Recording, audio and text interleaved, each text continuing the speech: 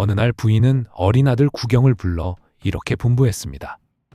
내 나이가 벌써 12살인데 아직 공부를 시작하지 않았으니 훗날 성인이 되어 어찌 자립할 수 있겠느냐. 배랑의 남편 주생이 글 잘하는 선비라고 들었다. 주생에게 가서 배움을 청하는 것이 좋겠구나. 부인이 집안을 다스리는 법도가 매우 엄했기에 구경은 감히 분부를 거역하지 못하고 그날로 즉시 책을 들고 주생에게 갔습니다. 주생은 마음속으로 기뻐하여 이제 됐구나 생각하며 제삼 겸손하게 사양한 뒤 마침내 구경을 가르치기로 했습니다. 어느 날 주생은 배도가 집에 없는 때를 기다렸다가 조용히 구경에게 말했습니다. 수업받으러 오가기가 몹시 힘들겠구나. 너희 집에 빈 방이 있어 내가 너희 집으로 옮겨갈 수 있다면 너는 오가는 고생을 하지 않을 거고 나도 너를 가르치는 일에만 전념할 수 있을 텐데 말이다. 구경이 감사하며 말했습니다. 참으로 바라던 바이옵니다. 구경은 집으로 돌아가 부인에게 사정을 고하고 그날로 주생을 맞이해 왔습니다. 배도가 돌아와 이 사실을 알고는 깜짝 놀랐습니다. 설랑은 다른 여자가 생기셨나요? 저를 버리고 다른 곳으로 가시겠다니 대체 어찌된 일이어요? 듣자 하니 승상댁 장서가 3만 권이나 되는데 부인께서 승상의 옛 물건을 함부로 집 밖에 내놓으려 하지 않으신다는구려. 그래서 그 댁으로 들어가 세상에 보지 못한 책들을 읽어보려는 게요. 서방님이 열심히 공부하는 게 제게는 복이지요.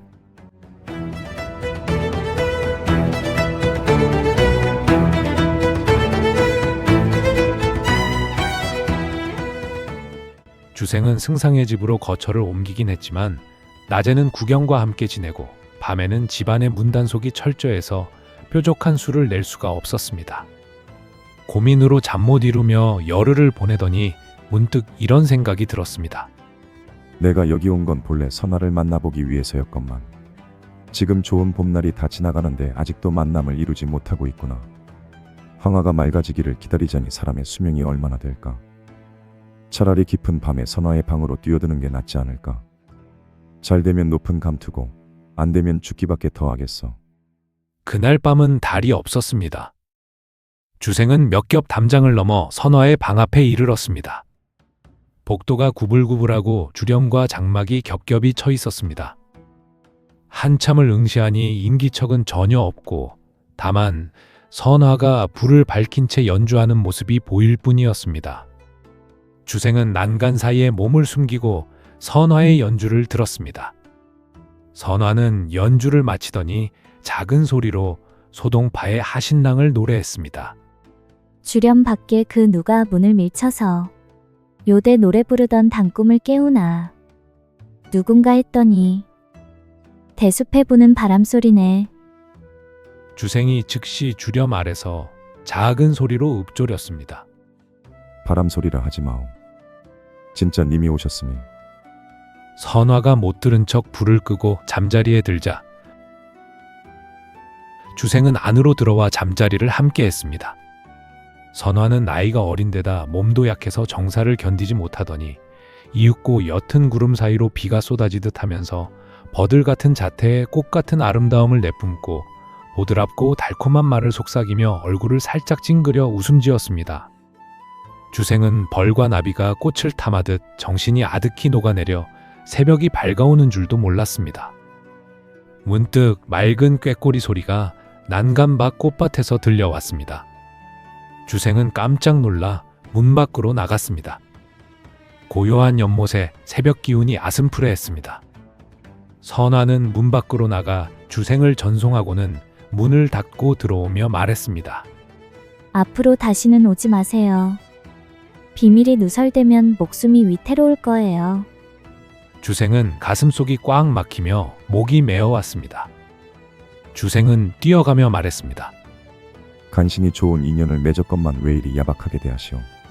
방금 한 말은 농담이에요. 노여워 마시고 저녁에 다시 만나기로 해요. 주생은 알겠소. 알겠소. 연신 대답을 하며 떠나갔습니다. 선화는 방으로 돌아와 초여름날 새벽에 꾀꼬리 소리를 듣다는 절구 한 편을 지어 창 위에 썼습니다. 어둑한 구름에서 비가 내린 뒤 푸른 버드나무 향기로운 푸른 그림 같고 안개 같네. 봄날의 시름은 봄과 함께 가지 않고 어이의 새벽의 꼬리 따라 베개 곁에 왔는지. 밤이 되자 주생은 다시 선화의 방으로 갔습니다. 문득 담장 아래 나무 그늘에서 신발 끄는 소리가 들렸습니다. 주생은 누군가에게 들킬까 겁이 나 발길을 돌려 달아났습니다. 발소리를 냈던 사람은 파란 매실을 던져 주생의 등을 정통으로 맞췄습니다. 주생은 낭패하여 도망갈 곳을 찾을 수 없자 대숲 아래로 몸을 던져 엎드렸습니다. 발소리를 냈던 이가 목소리를 낮추어 말했습니다. 서방님, 겁내지 마세요. 앵앵이 여기 있어요. 앵앵은 당나라의 문인 원진이 지은 정기소설 앵앵전의 여주인공 이름입니다. 주생은 그제야 선화에게 속은 줄 알고 일어나 선화의 허리를 안으며 말했습니다. 어쩌면 이렇게 감쪽같이 사람을 속인단 말이오. 선화가 웃으며 말했습니다. 어찌 감히 서방님을 속이겠어요? 서방님이 혼자 겁을 먹은 게지요. 향을 훔치고 옥을 훔쳐냈으니 겁먹지 않을 수 있겠소. 향을 훔치고 옥을 훔쳤다는 것은 금지된 사랑을 나누었다는 뜻입니다.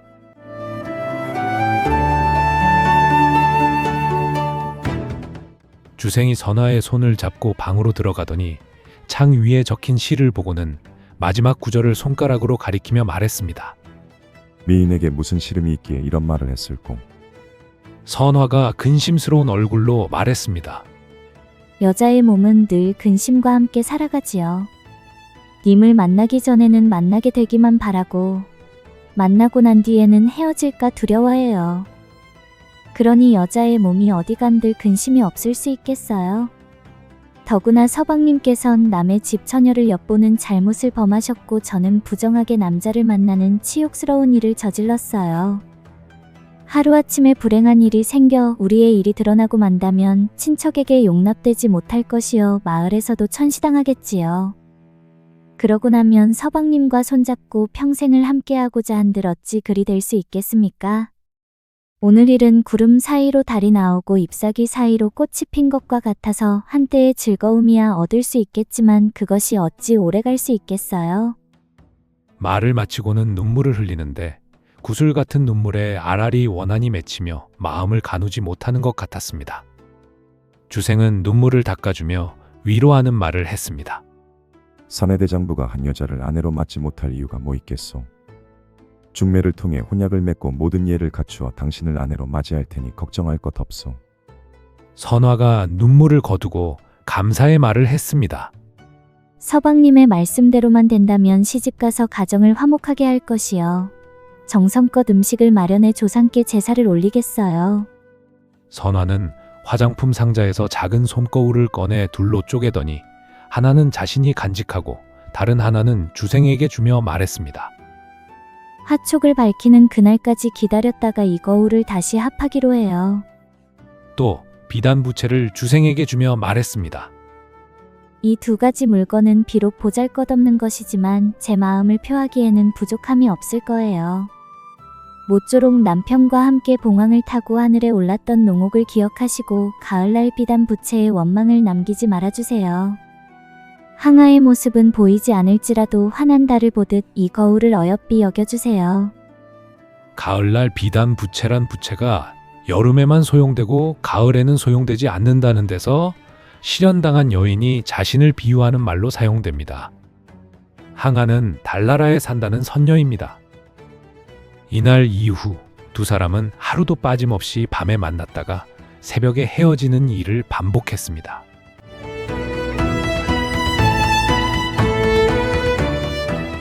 그러던 어느 날 문득 주생은 오랫동안 배도를 만나지 않았으니 배도가 의심하지 않을까 하는 생각이 들어 배도의 집으로 갔습니다.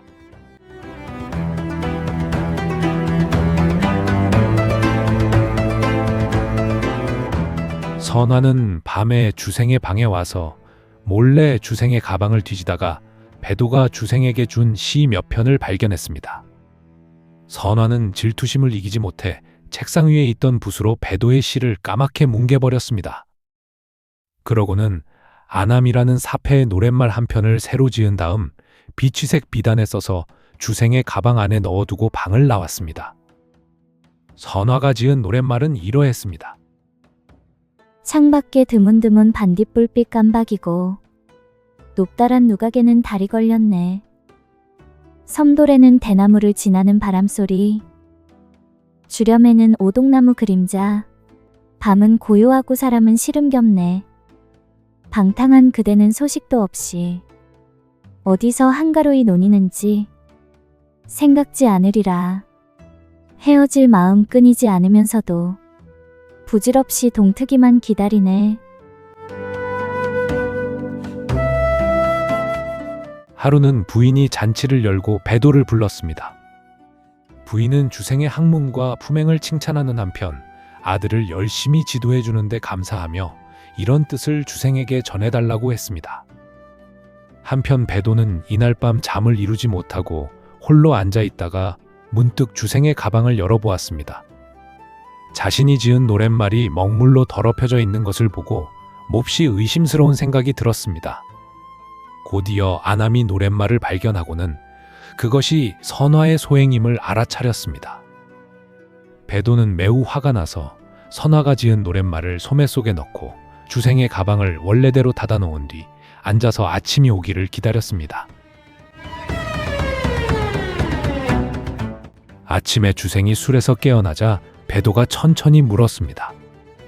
우리 집으로 돌아오지 않고 오랫동안 여기 머물러 있는 이유가 뭡니까? 구경이 아직 학업을 마치지 못해서 그렇지. 처남을 가르치자니 마음을 다하지 않을 수 없겠죠. 주생은 무안해져 얼굴과 목덜미가 벌겋게 되었습니다. 그게 무슨 말이오? 배도는 한참 말이 없었습니다. 주생은 당황해 어쩔 줄 모르며 얼굴을 가리고 바닥에 엎드렸습니다. 그러자 배도는 선화가 지은 노랫말을 주생 앞에 던지며 말했습니다. 담을 뛰어넘어 정을 통하고 담장에 구멍을 뚫고 들어가 사통하는 것이 군자가 할 일입니까? 들어가 부인께 모든 사실을 아뢰렵니다. 배도가 휙 몸을 일으키자 주생은 허둥지둥 배도의 몸을 껴안았습니다. 주생은 그간의 일을 사실대로 말한 뒤 머리를 숙이고 애걸했습니다. 선화는 나와 평생을 함께하기로 맹세했으면서 차마 나를 사지로 몰아넣으려 하는가? 배도는 마음을 돌리고 이렇게 말했습니다. 서방님은 지금 바로 저와 함께 돌아가세요. 그러지 못하겠다면 서방님이 이미 약속을 저버렸는데 제가 맹세를 지킬 수 있겠어요? 주생은 어쩔 수 없이 선화의 집에 다른 핑계를 대고 배도의 집으로 돌아왔습니다.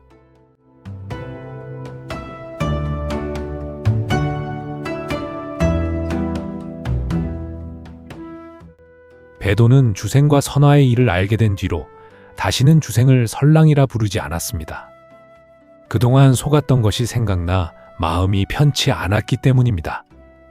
주생은 선화 생각이 간절하여 날이 갈수록 초췌해졌습니다. 병들었다며 자리에서 일어나지 못한 지도 수십일이 지났습니다. 그리고 어느 날 뜻밖의 일이 벌어졌습니다. 구경이 벼랑간 병이 들어 시름시름 앓다가 백방의 약이 효염이 없어 그만 죽고 말았습니다. 주생은 제수를 갖추어 가서 구경의 영전에 제사를 지냈습니다.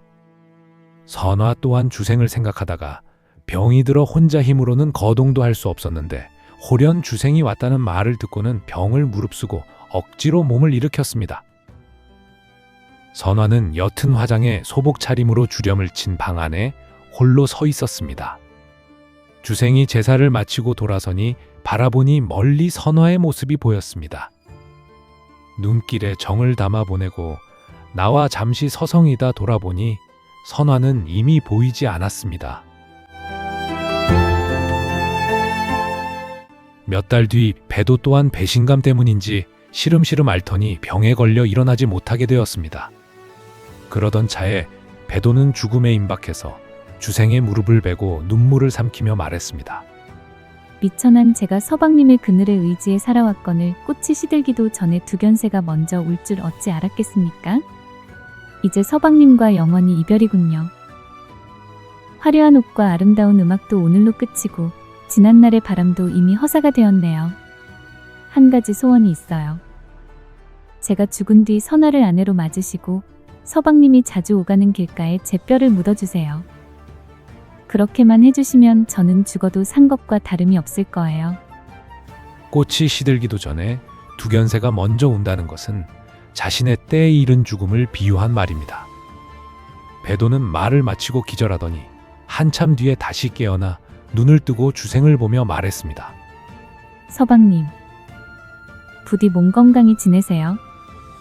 부디 몸 건강히 지내세요. 그렇게 몇 번이나 연이어 말하고는 숨을 거두었습니다. 주생은 몹시 애통해했습니다. 곧이어 주생은 배도의 소원대로 호수가 큰 길가에 배도를 묻고 제문을 지었습니다. 모년 모월 모일 매천거 사는 제수를 갖추어 배랑의 영전에 제사를 올립니다. 아, 훌령이요. 그대의 마음은 꽃처럼 아름답고 그대의 자태는 달처럼 아리따웠습니다. 춤은 바람에 날리는 장대의 버들개지 같았고 미모는 깊은 골짜기에서 이슬을 머금고 붉은 꽃을 피운 난초보다도 빼어났습니다. 교묘한 시는 소양남과 짝을 이룰 만했고 고운 노랫말은 가오나도 이름을 다투기 어려웠습니다. 이름은 비록 기적에 묶여 있었지만 지조는 정숙함을 잃지 않았습니다. 나는 방탕한 마음이 바람에 흩날리는 버들개지 같고 고단한 자취가 물에 뜬 부평초 같았는데 그대를 만나 사랑의 약속을 했습니다. 우리 두 사람은 평생 조이 지내면서 서로를 잊지 말자며 밝은 달을 두고 맹세했습니다. 고요한 밤구름이 보이는 창가에서 맑은 봄날 꽃이 만발한 정원에서 술 한 동이 앞에 두고 음악을 즐기던 일이 눈에 선하건만 이미 모두 지나간 일이 되어 즐거움이 다한 자리에서 슬픔이 피어나게 되리란 걸 어찌 알았겠습니까? 비취색 이부자리는 차갑게 식어버리고 원앙새 다정하게 논이는 단꿈도 이미 깨졌습니다. 우리 즐겁던 마음은 구름처럼 흩어지고 우리가 나눈 은정은 비처럼 흩어졌습니다. 눈을 들어보아도 비단치만은 색이 바랬고 귀 기울여도 패옥은 소리를 내지 않습니다. 한자짜리 비단에는 향기가 아직 남았고 비판은 부질없이 은상 위에 놓여있나니 그대의 집은 여종에게 맡기렵니다. 아, 다시 못 만날 아름다운 사람, 그대의 마음과 음성을 잊을 수 없습니다. 그대의 꽃같은 모습이 또렷이 눈앞에 보입니다. 저 하늘과 땅처럼 나의 한스러운 마음은 아득하거늘 타양에서 짝 잃은 나는 이제 누구에게 의지한단 말입니까? 옛날 타던 배를 다시 고쳐서 왔던 길을 되돌아가면 넓은 바다, 험한 세상이 놓여있겠지요. 만리 백길에 돛담배 한 척 가고 또 간들 의지할 곳이 있겠습니까? 훗날 다시 그대의 무덤에 와 곡하고자 하나 기약하기 어렵습니다. 구름은 산으로 돌아가고 물결은 강으로 휘둘거늘 그대는 한 번 가더니 왜 아무런 말이 없습니까? 술을 따라 제사 지내며 글을 지어 속마음을 토로합니다. 바람 앞에서 고안하니 아름다운 훌령은 여기 임하소서. 아, 슬프도다. 상양. 이 제문을 읽노라면 주생이 배도를 진정으로 사랑했는지 아니면 뒤늦은 후회인지를 가늠하기 어렵습니다. 다만 분명한 것은 배도가 곁에 있을 때 그는 배도의 소중함을 제대로 알지 못했다는 사실입니다.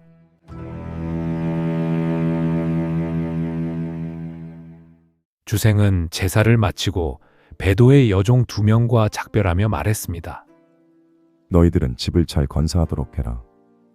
내가 훗날 성공하면 반드시 돌아와 너희들을 거둘 테니. 여종들이 울며 말했습니다.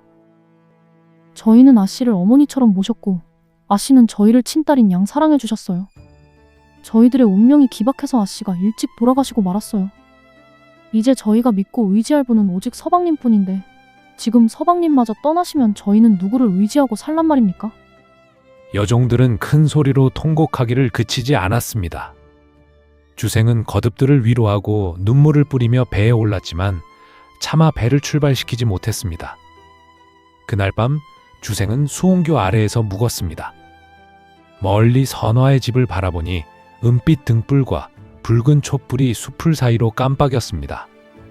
주생은 이미 지나가 버린 좋았던 시절을 회상하고 다시 만날 기약이 없음을 한탄하다가 장상사 한 편을 지어 읊었습니다. 꽃의 안개 가득, 버들의 안개 가득, 봄빛의 의지에 소식 전하고 초록빛 참 깊은 곳에 잠이 들었지. 좋은 인연이었나, 나쁜 인연이었나. 새벽녘 집의 은축은 아련한데 구름 낀 물가에서 배를 돌리네. 주생은 새벽까지 신음하고 몸을 뒤척이며 잠을 이루지 못했습니다. 떠나자니 선화와 영영 이별하는 것이 아쉽고 머물자니 배도와 구경이 이미 죽은 지금 몸을 맡길 곳이 없었습니다. 동이 트자 주생은 어쩔 수 없이 닻을 올리고 배를 출발시켰습니다. 선화의 집과 배도의 무덤을 차츰 뒤로 하며 산구비를 돌아 강으로 나아가니 얼마 안 있어 이미 먼 곳까지 오게 되었습니다.